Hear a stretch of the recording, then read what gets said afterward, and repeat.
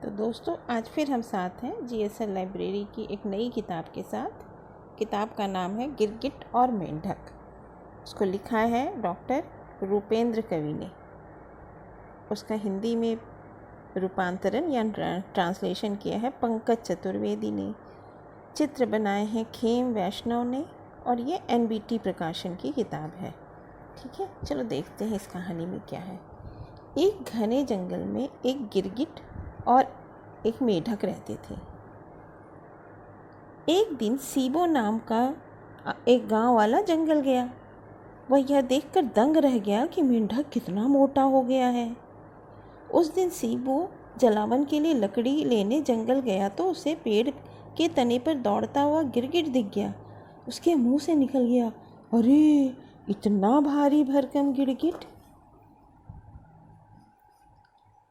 घर वापस आकर सीबो ने अपनी पत्नी सुबरी को कहा, उस दिन जंगल गया था तो इतना मोटा मेंढक देखा और आज तो इतना ज़बरदस्त गिरगिट देखा कि क्या कहूँ।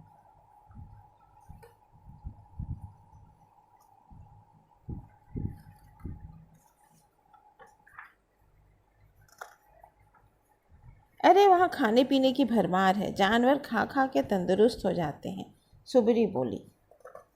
लेकिन मैं जंगल जाकर यह पता ज़रूर करूँगा कि ये मेंढक और गिरगिट इतने मोटे ताजे कैसे हो गए।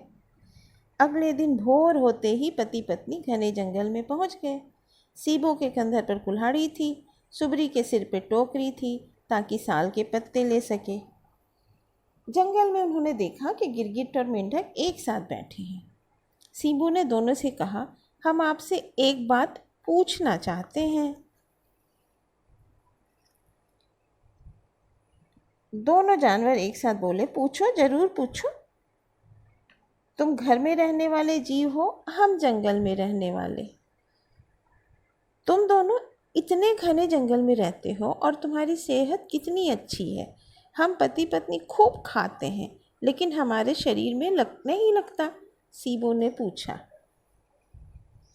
ऐसी कोई खास बात नहीं है। हम बारिश होती है तो खूब खुश होते हैं, कीचड़ तालाब में घुस जाते हैं और जब गर्मी होती है तो इसी तरह किसी जंगल झाड़ी में दुबके रहते हैं, मेंढक ने जवाब दिया। मुझे देखो, मैं किसी पेड़ के एक तने से दूसरे की डाल पर कूदता फांदता रहता हूँ।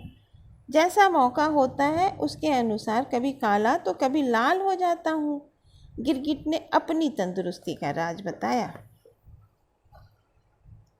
फिर दोनों साथ में बोले, समय देखकर अपनी अपनी जान बचाना, बेवजह चिंता नहीं करना और जैसा अवसर हो वैसा ही बन जाना, यह हम दोनों ने सीख लिया है, इसीलिए दोनों की दोस्ती भी है।